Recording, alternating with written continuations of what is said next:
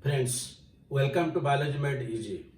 We are discussing the biological classification where we have started the second kingdom, that is Protista. In the Protista, again we have discussed that there are 5 different groups are there, and we have discussed chrysophytes and dinoflagellates. Today we will discuss the third one, that is Euglenoids. The euglenoids, along with the chrysophytes and dinoflagellates, are coming under the photosynthetic protists. And the euglenoids are such a group which resemble both to plants as well as animals.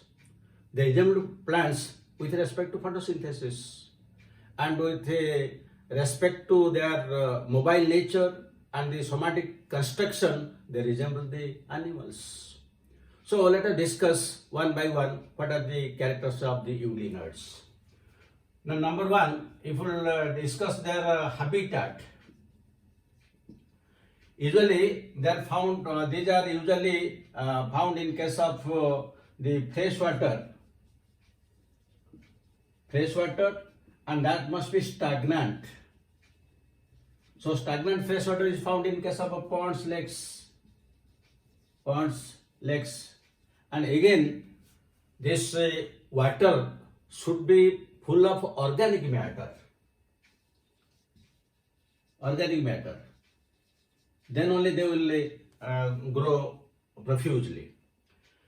The next thing is, since they are coming under Protista, so naturally they will be unicellular. They are again eukaryotic. And next thing is, they don't have cell wall like the plants, no cell wall. But the cell membrane is surrounded by a protein layer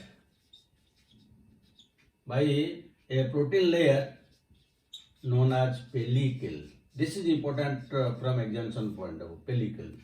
So this pellicle makes its body flexible, and such type of flexible body is known as meta body.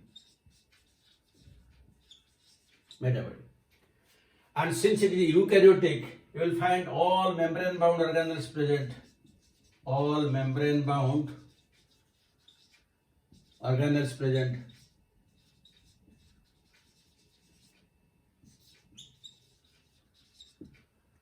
Another very interesting feature for euglenoids is it is photosynthetic in presence of light, and it is heterotrophic in absence of light.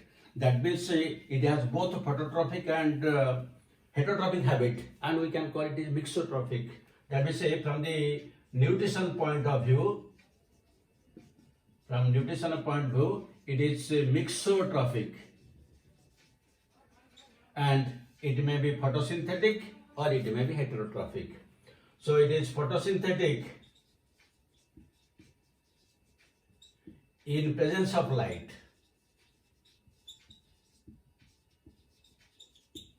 and it is heterotrophic in absence of light.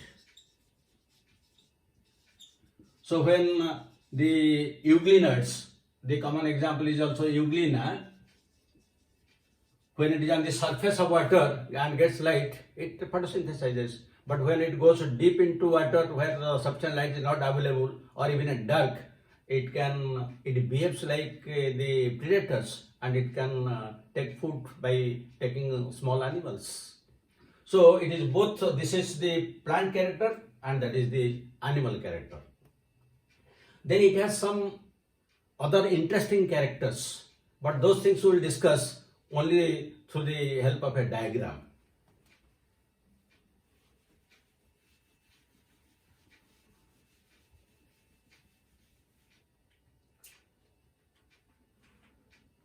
Now you see it is unicellular.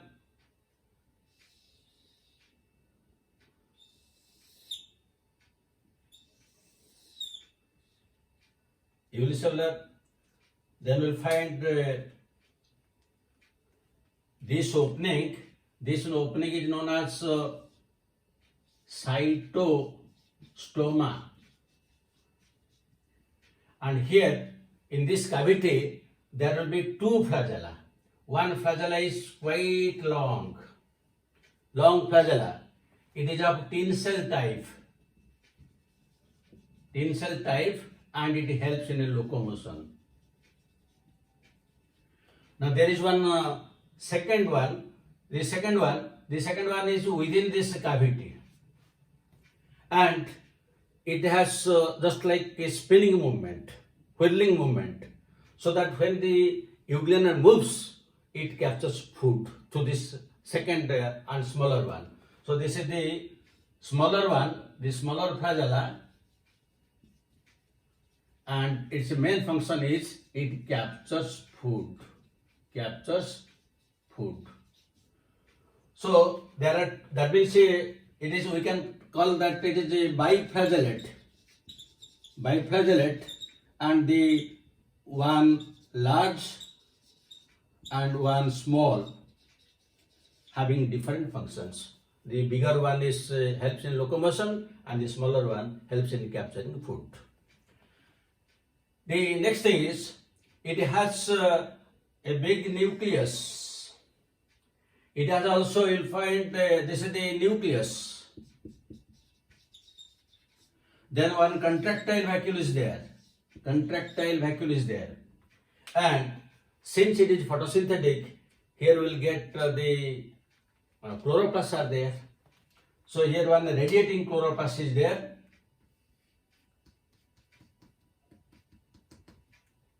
Chloroplast. This is the chloroplast. And in this chloroplast, what are the pigments? The pigments are almost similar to that of the higher plants. You will get chlorophyll A, chlorophyll B, and also xanthophylls. These are all pigments present in higher plants. Chlorophyll A, chlorophyll B, and xanthophylls. And another, within this chloroplast, you will find there's another structure is present that is known as pyrannoid. Within this there is a pyrannoid. The presence of pyrannoid is a primitive character, and the protists are also primitive. So what is the pyrannoid? Pyrannoid is usually a protein body surrounded by starch sheath. This is very important from extension point of view. It is a protein surrounded by starch sheath. That is very important from extension point of view.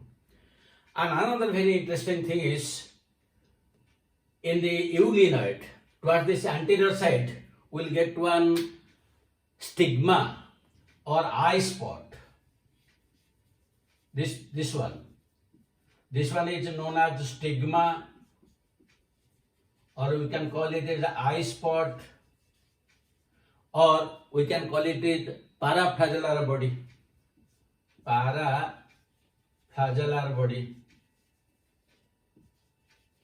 And this is made up of a compound known as astaxanthin.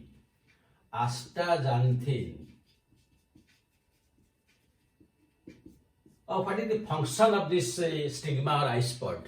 Usually it functions like a photoreceptor. When it receives light, it is very sensitive to light, and it helps in the movement of the euglenoids. So it plays a very important role.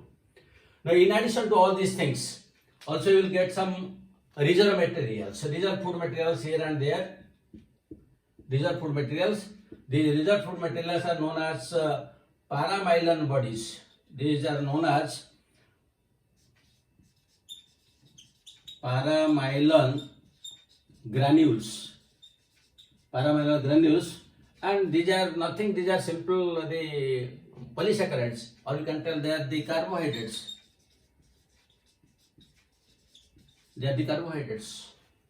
So these are the different characteristics of the euglenoids, and the important things are, you will find this stigma or eye spot, then this cytostoma, which opens like it acts like a mouth, and two flagella there, one short, one long, with different functions, and contractile vacuole is there, and either food materials are paravalent. This is the structure of this euglenoids.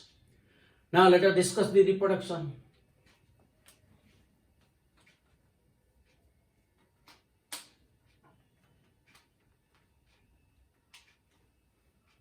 So coming to reproduction, usually it reproduces asexually. Sexual reproduction is not present. So asexually it reproduces mostly by means of fission. It divides by asexually, asexual reproduction. It divides by binary fission. So in binary fission, what happens? This euglenoid divides into two. And how it divides, you just see. Now this part will have develop like this, and the other part will develop like this. This one. That means this one is dividing, this one is dividing. And the nucleus one will divide. The division is natural since it is binary fission, it will divide mitotically. But in mitosis, the nuclear membrane usually dissolves. But here the nuclear membrane doesn't dissolve. That is another very important character. The nuclear membrane will not dissolve, but the nucleus will split into two. So now one will be in this part nucleus, the other will be in this part without dissolving the nuclear membrane. So now this will be one and this will be another one. Then after that the flagella and other things will develop. This is binary fission. But sometimes in unfavorable conditions, when the protoplasm divides, suppose this divides and it will not develop flagella. So several cells will be produced and they will be surrounded by a mucilaginous sheath. They are surrounded by mucilaginous sheath. Several cells are present within the sheath under unfavorable conditions, because this binary fission takes place under favorable condition, but they are under unfavorable condition. This is, you can call it the multiple fission, or you can call it as Pamela stage. This is multiple fission, or you can call it as Pamela stage. Pamela stage also you will find in case of chlamydia, so here also it is there. Then there is one third one. The third one is the formation of a cyst. Again, this takes place under unfavorable conditions. Under unfavorable conditions, usually euglena, it surrounds itself. It becomes very round, and the entire structure becomes round. Now around this, it develops some red pigment-like structures. Red pigment-like structures. And this is known as hematochrome. This is hematochrome. Hematochrome. So in this way, the euglenoids, they multiply mostly by asexual method of reproduction. Sexual reproduction is almost absent, and this is the structure. So this is the idea about euglenoids. And now let us discuss questions.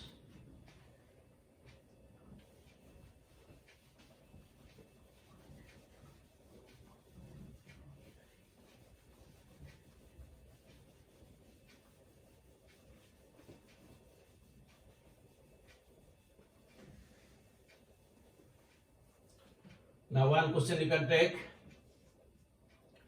A photosynthetic protist with a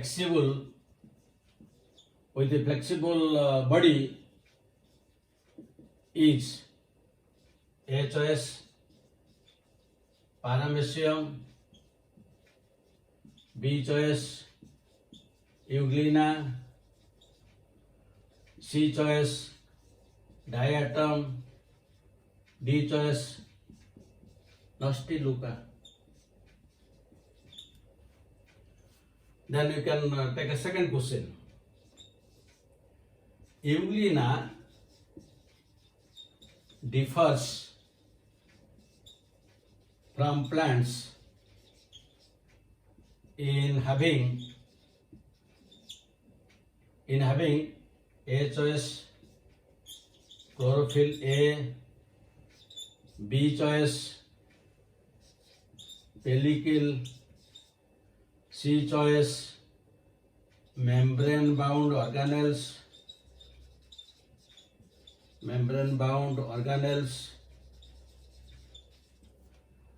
and D choice you can write the all of the above.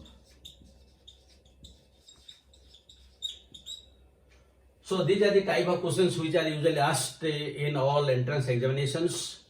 I hope you will be able to answer the questions. If still there is any doubt, you can go through the video again and you will find that everything will be very much clear.